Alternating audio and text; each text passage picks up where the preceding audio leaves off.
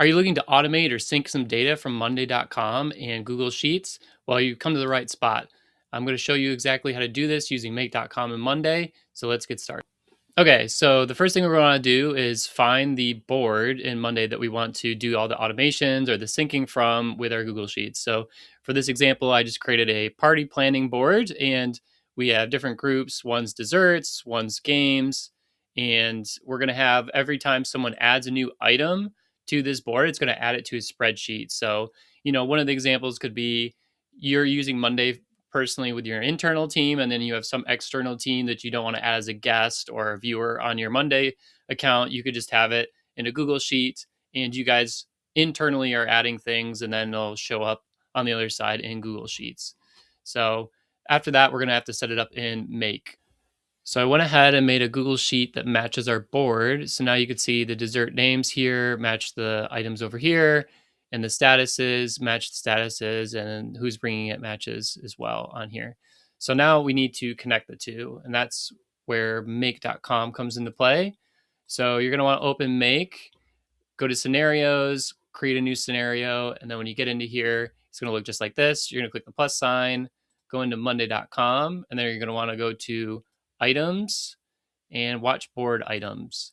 So now you're going to create a webhook. So you're going to want to click add, and then we can just title it party planning webhook or whatever you want to name it. And then we're going to choose the board that we're working on. So party planning is the name of the board. And then item creation. You can do sub items too if you want to.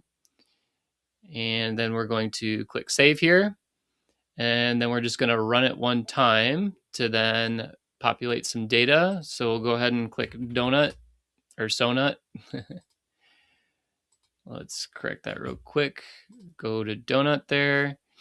And then we're going to come into here. Yep, see, we got all of our bundles. And now we should be able to just go into Google Sheets, add a row, and then go to my drive is where I have it. So I think I called it bakery, right?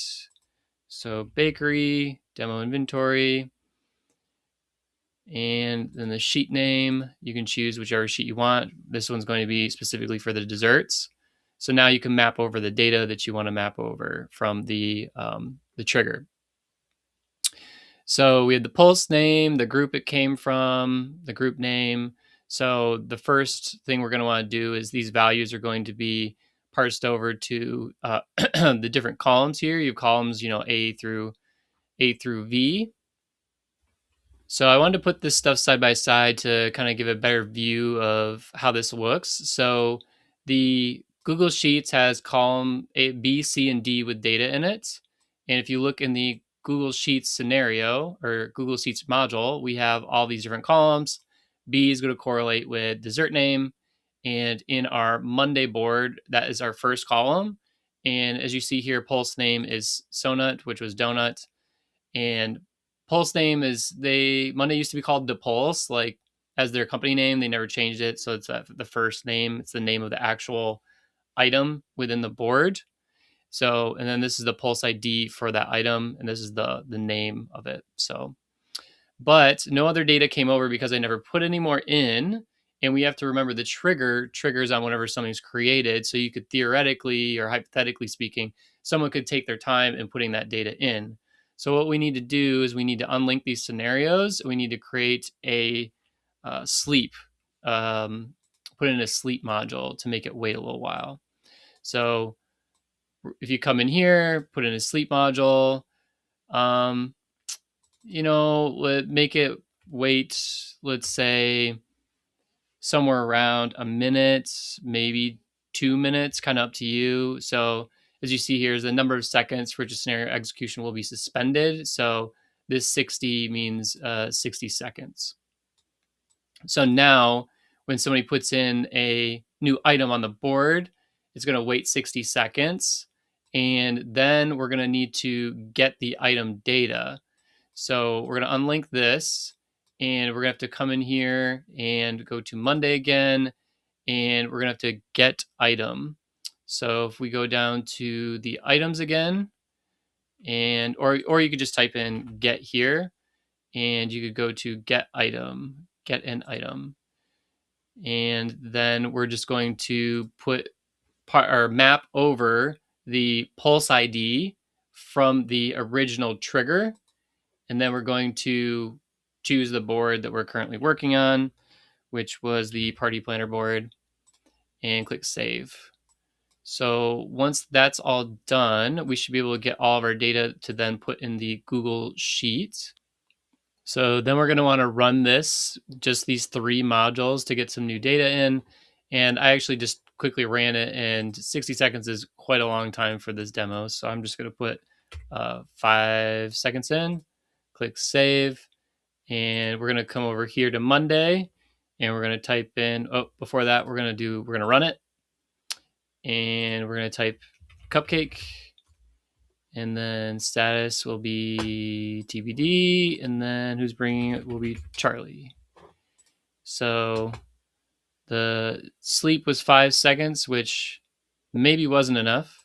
So we'll see here real quick what kind of information came over. Delay 5.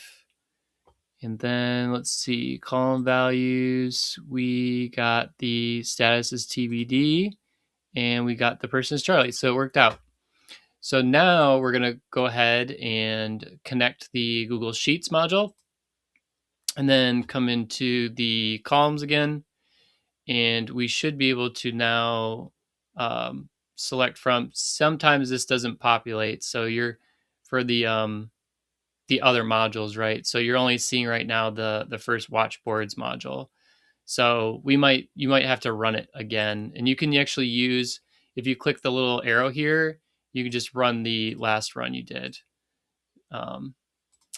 So it says we have some errors. I'm not sure where those are. I think everything's good. So let's just try that again. Run it with the last info that we did before. So let's see, the sleep did 5 seconds. Go over here, go to Google Sheets, pulse name, and if we look at the Google Sheet itself, cupcake, threw it up here. Okay. So, not exactly what we want on the first try here. We don't want to just showing up right there. But it did send over cupcake. So that's the first thing that we had in column B. And now, as you can see here, the get item, we have the rest of the information that we could bring over. So we're going to have to look for the columns. So we have the status column, and we have the additional info, and the label here, which is a text file, which is a text is the type. So you can use that for column C, I believe. So let's just pop it open real quick. So, oh, no, C is who's bringing it. So C is not what we want for the data there. What we want in C is going to be who's bringing it. So if we go into the get an item, and we could see column values. So we have Charlie would be this one. And then for status, which would be column D, we would then have the status one, which was, where did that go? Was it down here? No. Desserts. Yeah, sometimes these could be tricky to find. So this column is the who's bringing it column. This one's the status column. Okay, there we go. And then label TBD. Okay, so we have B's the dessert name, C is who's bringing it, and then status is D. So now it'll populate here at the top, which is not exactly where we want it. So we want to start out at row 11. So now we want to try and make a more, I guess, presentable way of showing the data, or just making it so we have a little bit more flexibility in how we show the data. Because before we were having it show only at the top, right? Whenever we added a new item.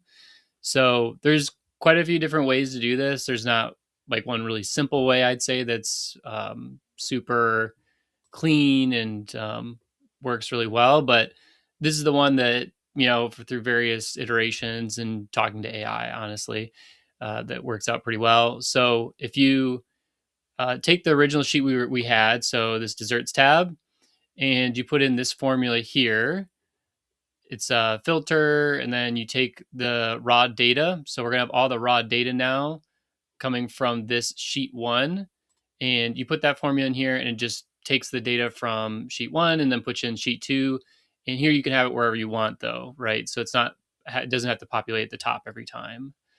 And then our make scenario is going to look just like we had it before. So your watchboard, your sleep tool, get an item, and then your Google Sheet. It's just going to parse the data over to the raw data sheet instead of the dessert sheet first. So, and everything else is the same. So just to give you an idea of what that looks like, we're going to click run here, and we're going to wait for new data. And we're going to come over to Monday now, and we're going to put in, let's say, cheesecake. I think I'm spelling that right, not sure. And waiting on confirmation, and Jerry's bringing the cheesecake. So let's go back over here to make. As you can see, sleep tool, everything looks like it worked fine. We're going to go back over to the raw data. So we got cheesecake, waiting on confirmation, waiting on confirmation. So that's not good. I parsed those two wrong. But as you can see here, it put the data exactly the same way as it was on the raw data side. So you could always just, come in here, hide sheet. So then you just see this one, and people can't see the raw data one. So it looks like you just have one. That's how I would go about doing it, and then make sure you map these correctly, so it's not just the same one twice. But anyways, that's pretty much it for getting all of your data to sync over from Monday to Google Sheets. There's obviously a lot more ways you could do this. You could have like a search module, and if you just have existing data and you wanted to update something that's already in one of them or the other, or you could have it search and take the data and put it from one to the other, syncing back and forth, that sort of thing. That's probably the best way to go about it, just because Google Sheets doesn't really know. You really don't know if empty or not, and it's not really easy to figure that out using like a make scenario. So but anyways, if you're interested in getting more information on this or help with setting up a scenario like this, let me know. My info's in the description below, and thanks for watching.